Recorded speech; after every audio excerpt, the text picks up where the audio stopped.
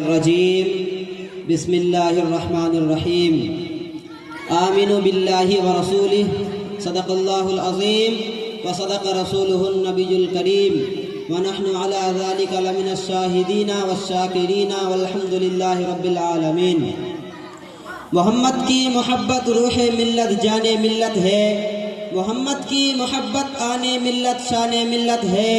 محمد کی محبت دین حق کی شرط اول ہے، اسی میں ہو اگر خامی تو سب کچھ نامکمل ہے۔ محترم حضرات،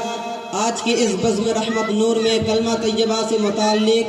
کچھ عرض کرنے کی سعادت حاصل کرنا چاہتا ہوں، مگر قبل اس سے کہ میں کچھ بیان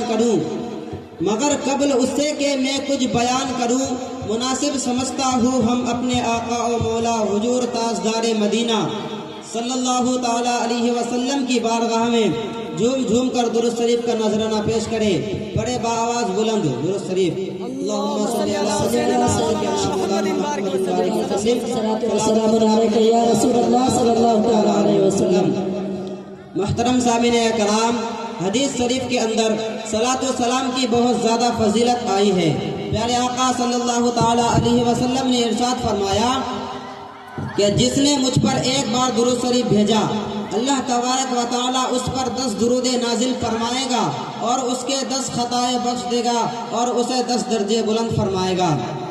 پیارے آقا صلی اللہ تعالی علیہ وسلم نے ایک دوسری جگہ یہ بھی ارشاد فرمایا کہ جو شخص اپنی زندگی میں مجھ پر کثرت سے درود شریف بھیجتا ہے تو اللہ تبارک و تعالی اس کی موت کے بعد تمام مخلوق کو حکم دے گا کہ اس کے لیے استغفار کرے۔ پیارے آقا صلی اللہ تعالی علیہ وسلم ایک دوسری جگہ یہ بھی ارشاد فرمایا کہ قیامت کے دن مجھ سے سب سے زیادہ قریب وہ شخص ہوگا جس نے سب سے زیادہ مجھ پر درود شریف بھیجا ہے۔ محترم سامعین اکرام، مذکور حدیث کریم سے معلوم ہوا کہ ترمذی شریف میں ہے کہ ابی ابن قعب رضی اللہ تعالی عنہ کہتے ہیں کہ میں نے عرض کیا یا رسول اللہ یا حبیب اللہ، میں دعائیں کثرت سے مانگتا ہوں مگر اس میں حضور پر درود کے لیے کتنا وقت مقرر کروں؟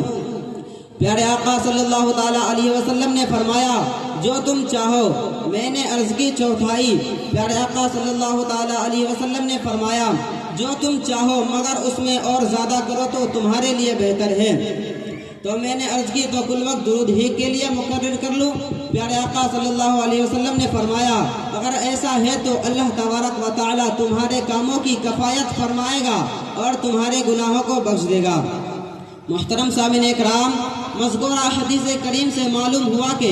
درود شریف مغفرت کا ذریعہ ہے اور سعادت دارین کا وسیلہ ہے۔ جو وقت بھی اس میں صرف ہو جائے برکت ہی برکت ہے، اس لیے کہ جب بھی آپ حضرات سے درود شریف پڑھنے کی گزارش کی جائے تو خاموش نہ بیٹھے بلکہ اپنے آقا و مولا حضور تاجدار مدینہ صلی اللہ تعالی علیہ وسلم کی بارگاہ میں جھوم جھوم کر درود شریف کا نذرانہ پیش کیجئے اور خالی جھولیوں کو رحمت و نور سے بھر لیجئے۔ برادران اسلام، میں نے خطبہ کے بعد جس آیت کریمہ کی تلاوت کا شرف حاصل کیا ہے اس میں خالق کائنات جلسانہ یہ فرما رہا ہے اے لوگو تم ایمان لاؤ اللہ اور اس کے رسول پر، یعنی تم اس بات کا اقرار کرو کہ اللہ تبارک و تعالیٰ کے سوا کوئی معبود نہیں، یعنی کوئی عبادت اور بندگی کے لائق نہیں، اور حضرت محمد مصطفیٰ صلی اللہ تعالی علیہ وسلم خدا تعالیٰ کے رسول ہیں، اور کلمہ طیبہ کا ترجمہ بھی یہ ہے۔ میرے بھائیوں، ذرا ایک مرتبہ اس کلمہ طیبہ کو بلند آواز سے پڑھیں اور اپنے ایمان کو تازہ کر لیں۔ پڑھے باآواز و بلند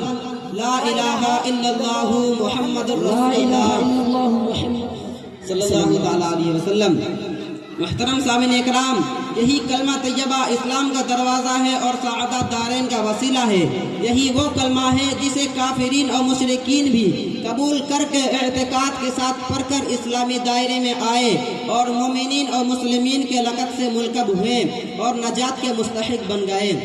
محترم سامعین اکرام، اس کلمہ طیبہ کے 2 جز ہیں۔ پہلے میں اللہ تبارک و تعالیٰ کی ثنا اور دوسرے جز میں حضرت محمد مصطفیٰ صلی اللہ تعالی علیہ وسلم کی رسالت کا اقرار ہے۔ اگر کسی نے کہا لا الہ الا اللہ تو اس کا مطلب یہ ہوا کہ اللہ تبارک و تعالیٰ کے سوا کوئی معبود نہیں، یعنی کوئی عبادت اور بندگی کے لائق نہیں، پیش اللہ تبارک و تعالیٰ ہی ایک ایسی ہستی ہے جو عبادت و بندگی کے قابل ہے، کیوں نہ کہ وہی ہمارا اور سب کا خالق و مالک ہے، وہی پالنے والا ہے، وہی روزی دینے والا ہے، وہی مارنے والا ہے، وہی جلانے والا ہے۔ بیماری اور تندرستی، امیری اور غریبی اور ہر طرح کا بناؤ بگاڑ اور نفع اور نقصان صرف اس کے قبضے قدرت میں ہے،